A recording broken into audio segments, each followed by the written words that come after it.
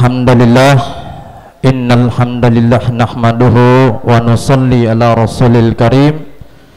Asyhadu an la ilaha illallah wa asyhadu anna Muhammadan abduhu wa rasuluh la nabiyya ba'da. Yang terhormat Kasih Binadik Lapas kelas 2A Gorontalo, Bapak Kasdin Lato Sarjana Hukum. Yang kami hormati Ketua Umum Badan Ta'mirul Masjid At-Taubah Lapas kelas 2A Gorontalo, Ibu Yulita Gobel. Yang kami hormati Ketua Harian Badan Ta'mirul Masjid At-Taubah Lapas kelas 2A Gorontalo, Bapak Faisal Mo'oduto. Yang kami hormati juga kami muliakan Al-Mukarram Bapak Ahmad Khalid SAG. Hadirin sekalian yang dirahmati Allah Subhanahu wa taala. Puji syukur kita panjatkan kehadirat Allah Subhanahu wa taala, karena atas izin dan kuasanya lah kita masih dapat berkumpul di tempat yang berbahagia ini, dan yang selalu memberikan nikmat iman, nikmat kesehatan, dan juga nikmat Islam. Untuk membuka acara pada sore hari ini, marilah dengan sama kita melafazkan basmalah. Bismillahirrahmanirrahim. Acara pertama yaitu lantunan ayat-ayat suci Al-Quran yang akan dibawakan langsung oleh Bapak Usman Mahmud. Untuk itu disilahkan. A'udzu billahi minasy syaithanir rajim.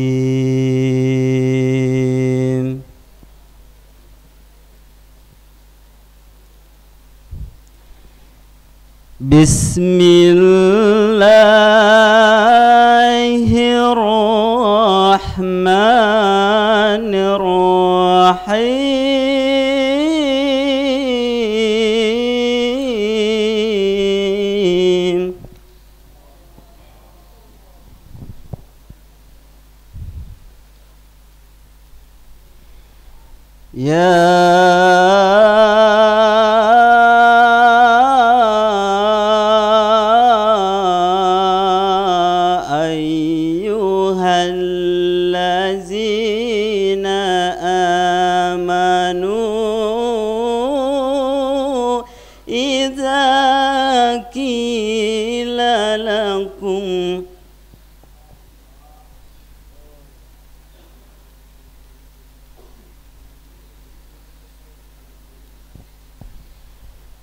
Idza qila lakum tafassahu fil majalisi fafsahu yafsahillahu lakum.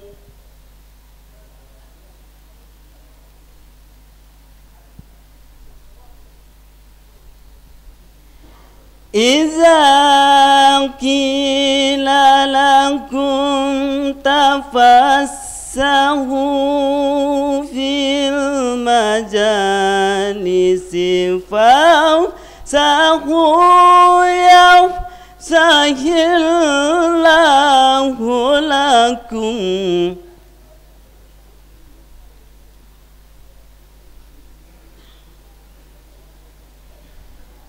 Wa idza qila unshuzu fansuzu yarfa'illah.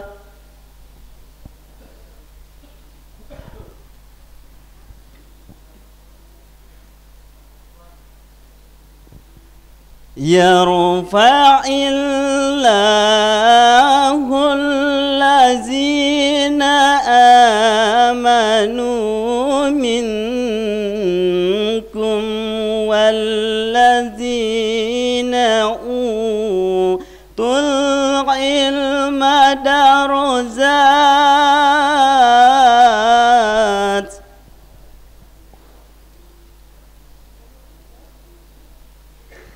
والله بما تعملون خبير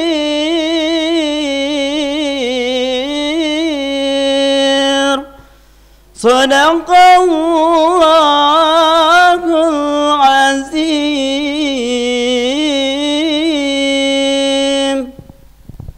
Wassalamualaikum warahmatullahi wabarakatuh.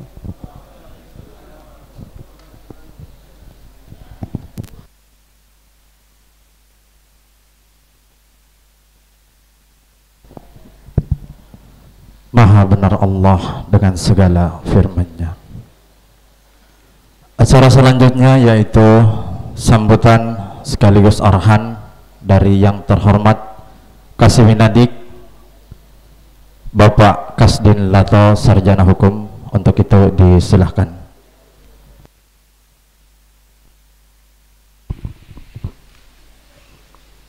Assalamualaikum warahmatullahi wabarakatuh.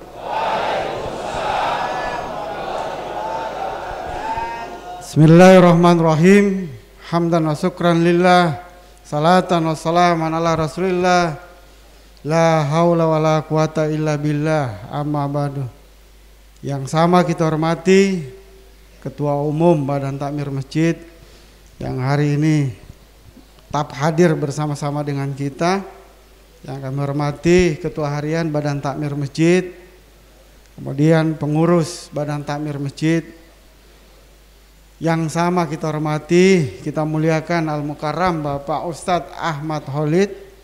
Beliau adalah salah satu tenaga pengajar di Madrasah Sanawiyah Al-Huda Kota Gorontalo. Kalau dari Al-Huda sudah banyak Pak yang sering datang. Insya Allah Bapak bisa memberikan kami sedikit ilmu untuk bekal nanti. Yang saya hormati, saya cintai, saya banggakan jamaah Masjid At-Taubah yang insya Allah sama dirahmati oleh Allah Subhanahu wa Ta'ala. Tentunya dengan tidak bosan-bosannya ya, tidak henti-hentinya, marilah kita manjatkan puji syukur kehadirat Allah Subhanahu wa Ta'ala, karena atas nikmat yang diberikan kita masih bisa dalam kondisi sehat walafiat dan mengikuti kegiatan pengkajian hari ini. Salawat dan salam marilah kita sanjungkan kehadirat junjungan kita Nabi besar Nabi Muhammad SAW, pada keluarga beliau, para sahabat, para tabi'in yang insya Allah curahan rahmat dan syafaatnya mengalir sampai kepada kita sampai di yaumil akhir nanti, amin. Jamaah yang dirahmati oleh Allah Subhanahu wa Ta'ala, sedikit saja saya sampaikan bahwa Al-Mukarram ini beliau ngajarnya itu sebagai tahfiz Quran di Madrasah Sanawiyah. Mudah-mudahan hari ini kita bisa sedikit diberikan gambaran sih bagaimana cara kiat-kiat untuk bisa ngafal Quran. Coba kita bayangkan Pak, Quran saja ditulis di mana saja ya, terbuat dari apa tempatnya ketika dia ditulis, atau mungkin tatakannya dibuat dari tempat apa, itu sungguh sangat terhormat Pak ya. Ketika orang habis baca Quran pasti dia cium juga Qurannya, dia nggak mau tahu dari kulit apa ini dibuat, dari bungkusan covernya, kertasnya dari bahan apa. Namanya Quran begitu mulia, ketika setiap orang habis baca dia cium, apalagi kalau Qurannya tersimpan di dalam kepala kita ya. Allah Akbar. Coba bisa dibayangkan betapa mulianya manusia itu ketika 30 juz tersimpan di dalam otaknya dia. Selain tersimpan, semua bisa dijalankan, artinya diamalkan ya. Coba betapa mulianya orang itu ya. Quran saja yang tersimpan, yang tertulis di kertas, yang kemudian dibalut dengan kulit sapi atau kulit lembu, betapa mulianya orang cium-cium itu, luar biasa, diletakkan di atas. Ya, seperti itu. Jangankan seperti itu Pak, Bapak saja kalau melihat potongan, ya, potongan buku Iqra saja, tidak usah lain Pak, potongan buku Iqra ada di lantai, apa tindakan Bapak? Cuma huruf hijaiyah saja, luar biasa Pak. Bapak pasti akan mengamankan dia. Jangan sampai dia kena di tempat yang kotor. Ya. Itulah begitu mulianya Al-Quran Pak. Maka terima kasih Bapak-bapak yang sudah mulai dari pagi mengikuti pengajian Quran, mulai dari pembelajaran Iqra, kemudian sampai dengan tamisnya, kemudian tilawahnya luar biasa ini hasilnya ya. Mudah-mudahan bisa diikuti dengan baik semua. Saya kira itu harapan kita. Mungkin ada Pak Ustadz selain memberikan tausiah secara khusus, bisa juga memberikan kita kiat-kiat bagaimana sih ngafal Quran, karena beliau adalah orang yang jadi guru tahfiz di madrasah. Saya kira demikian. Terima kasih. Assalamualaikum warahmatullahi wabarakatuh.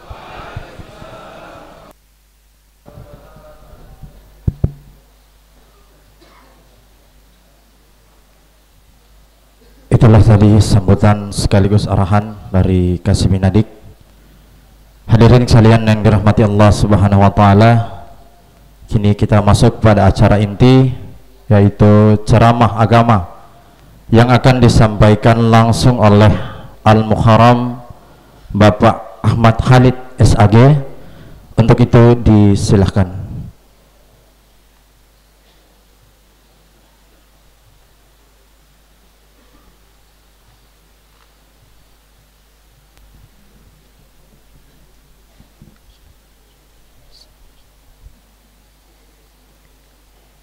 Assalamualaikum warahmatullahi wabarakatuh.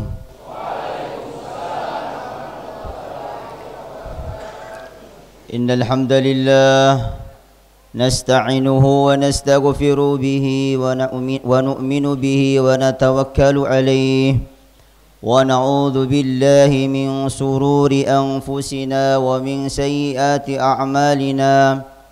من يهده الله فلا مضل له ومن يضلله فلا هادي له أشهد أن لا إله إلا الله وحده لا شريك له وأشهد أن سيدنا ومولانا محمدا عبده ورسوله اللهم صل وسلم وبارك على سيدنا محمد وعلى آل سيدنا محمد والتابعين لهم بإحسان إلى يوم الدين.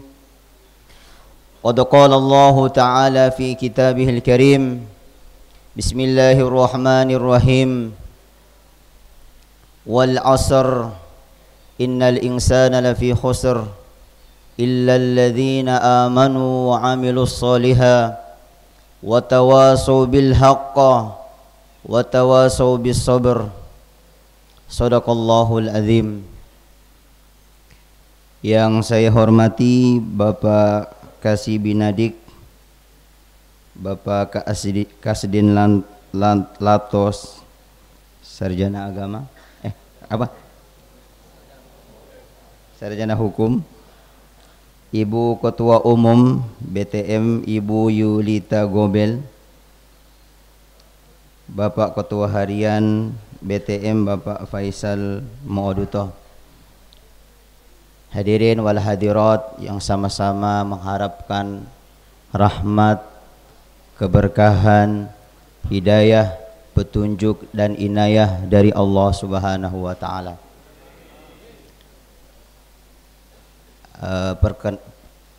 Perkenankan saya hari ini di tempat ini, di waktu sekarang ini, untuk menyampaikan suatu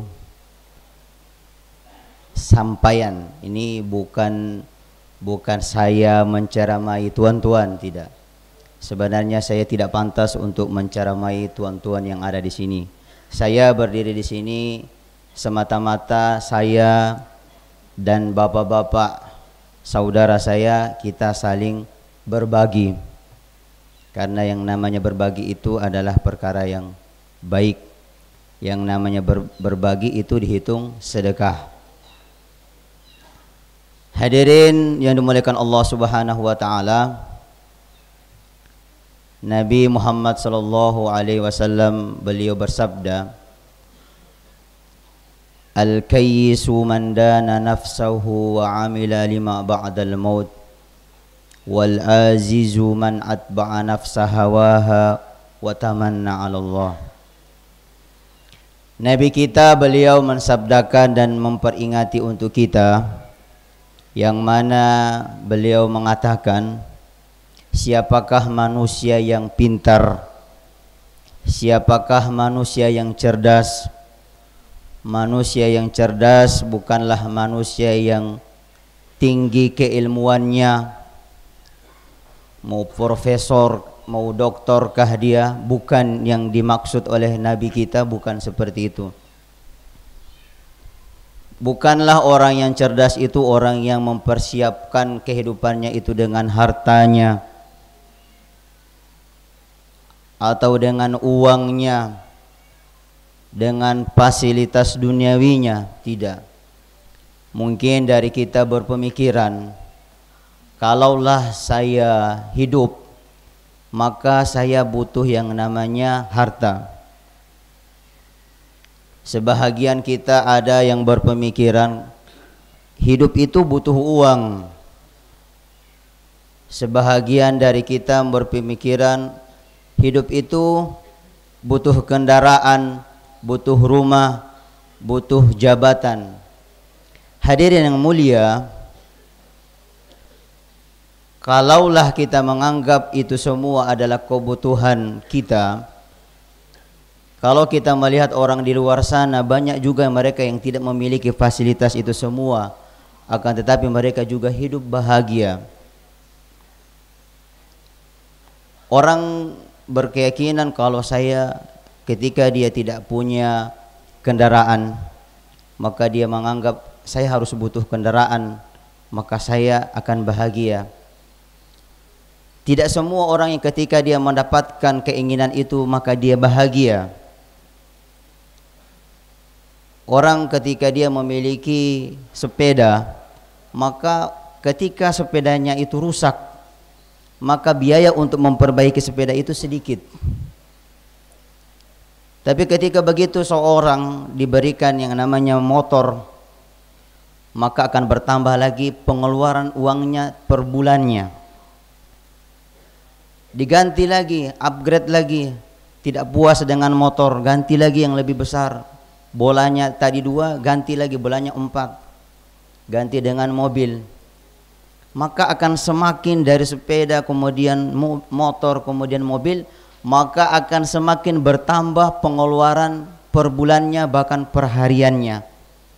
Bahkan menunjukkan ini bahwa, hadir yang mulia, bahwa orang yang pintar, orang yang cerdas itu, perbekalan di dunia itu bukan itu semua.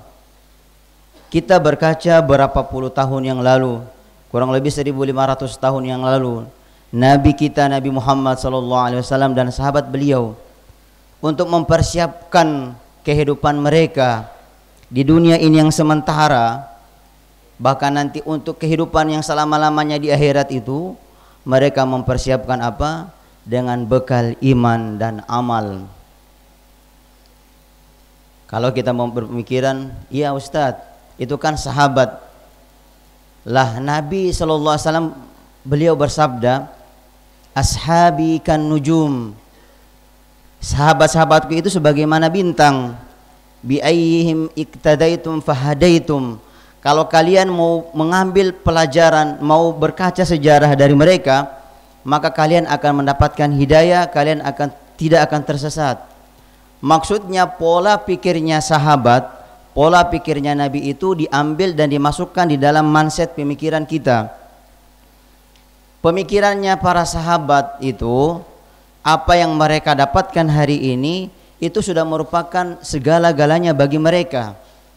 dan bagaimana yang mereka dapatkan hari ini berguna untuk saya di dunia, bahkan nanti di akhirat yang selama-lamanya. Di dalam kitab Hikayatus Sahabah, sepeninggalnya Rasulullah SAW, istri beliau Sayyidah Aisyah radhiyallahu taala anha itu mendapatkan harta ganimah dari peperangan yang banyaknya itu satu karung emas. Zaman sekarang Pak melihat orang perorangan itu memiliki harta seperti itu udah langka. Kalau di zaman sahabat, zaman Nabi itu zaman yang mana kata Nabi khairul qurni itu sebaik-baik zamannya itu zamanku dan sahabatku itu. Orang kalau di sini lihat udah punya kambing 50 ekor itu udah takjub orang. Mas sampai kaya dia begitu. Orang kalau sudah memiliki mobil 3, rumah yang sudah bersusun, itu orang menganggap itu orang sudah sukses. Tapi kalau kita berkaca dengan zaman sejarah dahulu, tidak ada apa-apanya.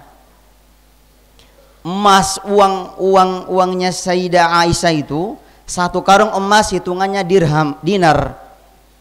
Kira-kira 1 dinar itu bisa dihargai sampai dengan 2,5 juta.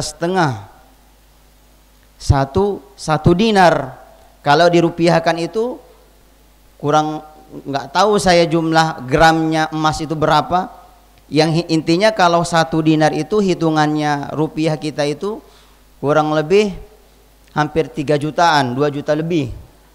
Itu dikasih kali dengan 1 karung yang begitu banyak yang dimiliki oleh istrinya Nabi. Ketika di waktu menjelang siang mau dekat sore hari, itu Sayyidah Aisyah itu gelisah. Maka beliau bilang sama pembantunya, kok saya gelisah ini? Maka pembantunya tanya, kenapa jadi gelisah? Di hidupnya Nabi itu saya tidak pernah melihat dan mendapatkan emas sebanyak 1 karung seperti ini. Maka pembantunya bilang, ya terserah mau diapakan. Maka Sayyidah Aisyah memutuskan ini uang dirham ini dikasihkan ke Baitul Mal saja. Di zaman dahulu itu ada yang namanya tempat penampungan harta orang-orang Islam yang namanya Baitul Mal. Jadi kalau orang-orang mau fisabilillah, orang mau berdakwah, atau orang yang dia lagi dalam keadaan kemiskinan, maka fakir miskin, kemudian orang-orang yang fisabilillah itu bisa mengambil harta dari Baitul Mal. Zaman sekarang sudah jarang kita temukan yang seperti itu. Ya sama Sayyidah Aisyah itu disuruh taruh, kembalikan ke Baitul Mal, katanya ini bukan hak saya, ini adalah hak saudara-saudara Islam. Lah kalau kita sekarang orang kasih 100 juta, apa yang kita akan buat? Pikirannya kemana-mana, saya mau beli ini, saya mau bayar ini, saya mau bayar itu. Tapi orang-orang dulu beda. Bahkan sahabatnya Nabi Muhammad SAW itu kalau yang namanya kambing itu 1 kampung kurang. Diceritakan Usama bin Zaid itu beliau pernah memiliki kambing begitu banyak sampai memenuhi gunung-gunung yang ada di kota Madinah. Kalau kira-kira 1 kambing saja dihargai 2 juta, kalau 1 gunung berapa banyak kambingnya itu dibandingkan dengan orang sekarang. Maka hadirin yang mulia, inilah yang kata Nabi, ashabi kan nujum, sahabat-sahabatku itu sebagaimana bintang-bintang. Bi ayyihim iktadaitum fahadaitum, di mana saja kalian melihat bintang itu, maka kalian tidak akan tersesat. Maka hadirin mulia, kata Nabi Muhammad SAW, orang yang cerdas, orang yang pintar itu adalah orang yang mempersiapkan hidupnya itu untuk kehidupan yang setelah di dunia, yaitu kehidupan akhirat. Inilah makna atau hikayat dari maksud dari hadis Nabi Muhammad SAW, al-kaisu man dana nafsahu wa amila lima ba'dal maut. Orang yang cerdas, orang yang pintar itu adalah orang yang bukan hartanya banyak, bukan orang yang jago, bukan orang yang cerdas. Itu orang yang hari ini memikirkan bagaimana nanti besok dikubur.